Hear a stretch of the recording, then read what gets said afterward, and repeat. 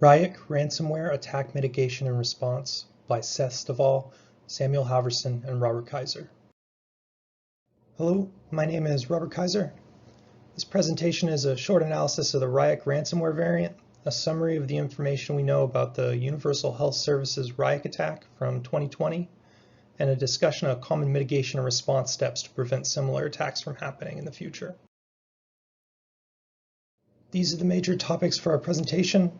They include what ransomware is, info about the Ryuk variant, the UHS attack from last year, and steps that can be taken to prevent and respond to future ransomware attacks.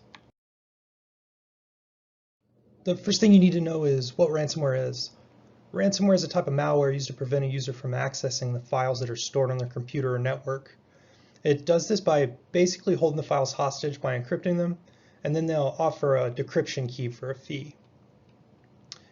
It's usually distributed randomly through social engineering, for example, mass phishing emails, via some system vulnerability, or by infecting already compromised systems. Why is it used? A major reason ransomware is so popular is that it's easy to require payment. If you or your company don't have safe backups or the infrastructure set up to protect yourself and you get hit by an attack, you're most likely going to be out of luck unless you provide the operator the ransom payment. It's also very lucrative. This can be seen by how much attacks cost globally per year. For example, 2020 ransomware costs ran up to $20 billion according to the security company PurpleSec. The demands can vary. For example, mass phishing campaigns can cost a lot of targets a small amount of money, a few $100, while target dedicated attacks can potentially demand millions. Finally, ransomware can be really easy to use. Ransomware as a service is available for some variants. Ransomware as a service is a distribution model that allows inexperienced people to provide targets to an attacker or a third party who does the work for a cut of the payment. Ransomware works by first infecting a vulnerable system and encrypting its files. The user will receive some sort of notification with instructions to pay, for example, a HTML doc added to the desktop. During this, sometimes there may be some comorbid malware attacks used to exfiltrate sensitive data or damage the system or deepen the ransomware's reach. These are all pretty common. Then if the victim does choose to pay, they'll possibly be given a key. I say possibly because even though the key is usually given out, sometimes it isn't. If they are given the key, they'll try and encrypt their data. And if they don't get a key, they'll have to figure out some other way to deal with the encrypted files.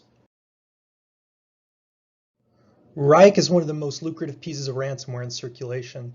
It's a sophisticated piece of malware that's able to extort money out of corporations and even break them financially if they choose not to pay.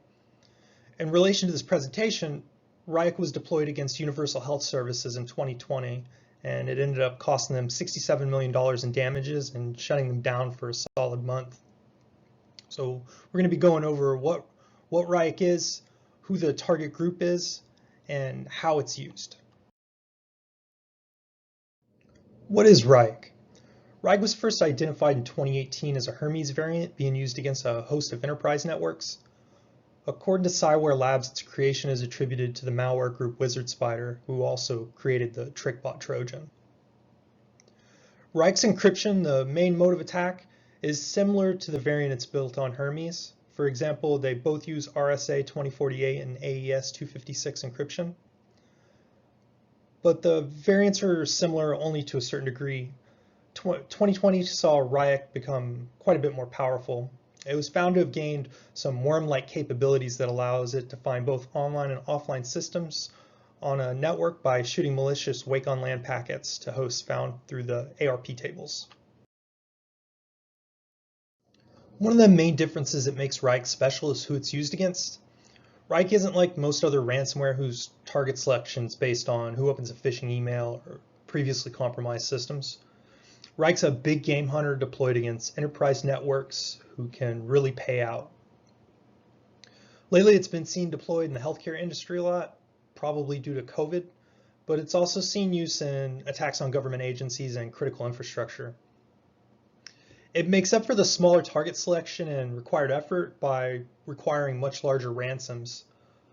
According to Coveware's Q1 2020 ransomware report, the median payout for all ransomware was $44,000, and Ryuk in the same period was seeing payouts as large as 1.3 million, so far more lucrative than anything else out there. So what generally happens in a Ryuk attack? Ryuk isn't just deployed. A lot of preparation, reconnaissance, and intelligence gathering can take place during target selection. Once a target is chosen, initial infiltration of the system by other malware often takes place to pave the way for the attack. Normally this is done through deploying the Emotet and TrickBot Trojans to get a foothold. Then once the attack is started and the operators are in the system, they use this same type of IT security pen test tools that white hat professionals use, like Cobalt Strike and Bloodhound, to pivot and spread, ensuring that the network gets hit as hard as possible. Finally, once the network is widely infected, Ryuk is activated and it'll start rapidly encrypting the files and demanding payment. This slide shows a diagram of an attack created by Jamie Hankins at Cryptos Logic. At the top left, you can see the attack progress from an initial Emotet infected host down a chain of compromised systems via TrickBot payloads. The little dude right there is looking out for juicy targets with ineffective security. It's during this time that the operator will begin to use the pen test tools like Cobalt Strike to spread the initial malware infection. Once he finds a network that looks like it might be lucrative, he'll activate Ryuk and wait for payment.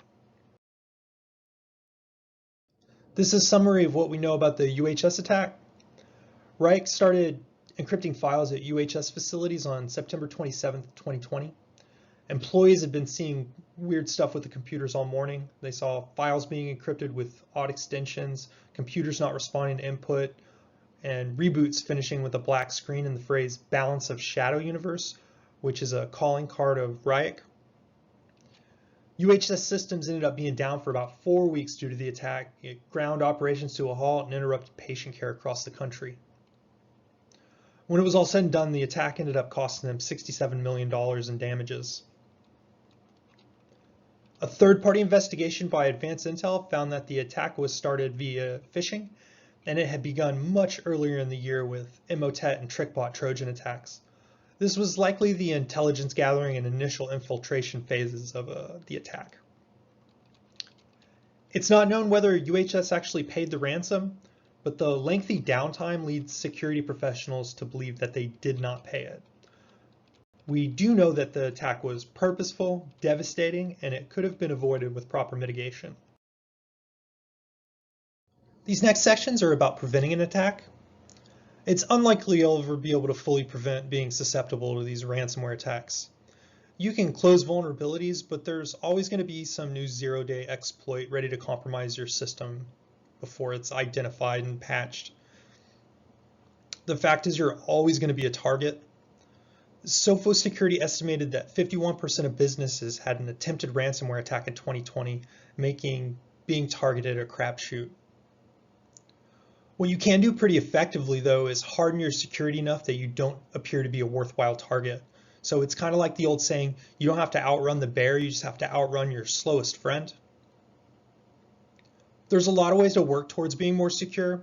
Some base-like actions you can take are properly training your employees, creating good system backups, and effectively updating policy based on risk and vulnerability. One of the most impactful steps that can be taken to mitigate ransomware attacks is solid employee training. The figure at the bottom of the page is from Coveware's 2020 Q4 report about ransomware attacks. According to their research, over half of all these ransomware attacks that year happened due to employee phishing. So it's a huge issue. To battle phishing and employee-based vulnerabilities, businesses need to develop a thorough IT security training plan. Starting when an employee is first hired with onboard training and then being refreshed on an annual basis. It's also important to not only update the training when new issues are identified, but to directly inform the employees with current threats, new vulnerabilities, and changes to popular targets on an as-needed basis. Proper backups are also high on the list mitigation-wise. Good backups can make the difference between a ransomware attack being a nuisance and a ransomware attack destroying your company and reputation. The common best practice for backups is 3-2-1. So 3 backups in 2 different locations with one of those locations being off-site. And the backups aren't just for if you can't pay and have to wipe your system if you get attacked. They're also important because the encrypting and decrypting process in these ransomware attacks can damage files. So even if you pay the ransom and get the key and decrypt your data, you may end up with corrupt files you have to replace anyways, so you need backups. It's also really important to ensure that you have sufficient policies in place to protect the hardware, software, and usage of your systems. Companies should be implementing timely software and OS update policies that will ensure that known vulnerabilities get patched as soon as fixes are in. And then along with that, there needs to be policy requirements set for authentication. For example, passwords should be minimum NIST recommendations at the least, and 2FA should be enforced. Privileges should also be managed through policy. It should set requirements for how privileges should be passed out based on least privilege, and you'd preferably be making them temporary whenever it's possible. Finally, completing a risk assessment to identify and close vulnerabilities will help guide you on what needs policy, policies that needs to change, and other security issues that might pop up. These risk assessments should be accomplished after any major change in business practice or infrastructure, and then on annual and semi-annual basis, so they're kept current. Preventing an attack is obviously the preferred outcome in all of this, but realistically, you should plan on being attacked. The more prepared you are to handle an attack like this, the better chance you have at avoiding serious damage to the business. So creating and updating a business continuity plan that shows you what to do if you are targeted, it'll lay out the framework for surviving an attack and minimizing the unexpected downtime that would come with it. For ransomware, the document should at a minimum cover policy for forensic documentation, how to handle infected hardware, dealing with business-specific compliance issues, and remediation. Documenting the attack is important for analyzing it down the road, especially if you have to get any outside help, or if you end up giving attack information to regulatory agencies or the FBI. You should try and collect as much information as you can about what's going on. So take screenshots, you collect ransomware messages and contact details, list out running processes, basically anything. You want to consider nothing to be irrelevant because you don't know what's going to be useful down the road. Devices like workstations are going to be the very first thing handled improperly during or after an attack, which makes it really important to have policies in place to guide employees on what to do. When a ransomware attack happens, many people's first instinct is going to be to turn everything off and then turn it back on again. But you don't want to turn the systems off. You don't know whether the ransomware is just going to start right back up after you turn it back on, and you could be clearing valuable data out of the memory buffer by turning it off. Instead, you want to disconnect everything from everything else. Take everything physically off the network so it can't communicate with itself or its command and control center. You should also try and identify patient zero or the initial target. It might hold clues on how your system was compromised, and it'll enable you to potentially close that vulnerability down the road or adjust training. A lot of industries have regulatory compliance issues to think about when it comes to the data they work with. If your company faces issues like this, then you need to get a handle on how that sensitive data was affected. You should investigate whether data was stolen during the attack, and if it was stolen, whether any of it was regulated items like HIPAA or P2. If there were compliance issues, you should contact the agency that's over those items and let them know you've been compromised and ask if there's anything specific you need to do before moving forward with remediation. And you also need to contact your local FBI field office and let them know you've been attacked. And you should let data owners know that they've been compromised. You could let users and customers know, but there might be legal requirements surrounding that, so it's something you'd have to look up. For remediation, identifying the ransomware variant can be beneficial to getting your system clean. It'll let you check for off-the-shelf fixes, and it'll also help you find a third party with experience with that specific malware, if that's the route you intend on going. If it's possible, you should copy all of your encrypted files to some clean medium before you start working on the systems. That way you will have something to reference while you're trying to restore them. Then you want to check your backup files for infection. We stated in an earlier slide, ransomware can sit dormant for months before an attack's noticed. So just because you have a backup from the day before an attack started, doesn't mean that it's okay to restore files from it. The last thing you want to do is restore your data from a backup and own yourself. So it's important that the last step is accomplished very thoroughly. Once the systems are clean, your backups are verified, and the vulnerability is hopefully closed, you can begin to restore your files. Before we finish the presentation, there's an ethical issue we'd like you to think about. With ransomware like Ryuk having the capability to bring well-funded companies to a stop, do you think paying the ransom should be allowed? We're going to wrap up the presentation now. We discussed what ransomware is and how big a threat it poses, gave an example about how quick and effective it can be with the Ryuk at UHS attack, talked about some baseline prevention and remediation steps that can be taken to deal with it, and tools that can help harden your security stance, like an updated risk assessment to find and mitigate vulnerabilities, business continuity plan to help prepare for any kind of attack, and solid backup policies so you can replace your stuff if need be. We hope you enjoyed this presentation. Please direct any questions to me at the email displayed on the slide. Thank you very much.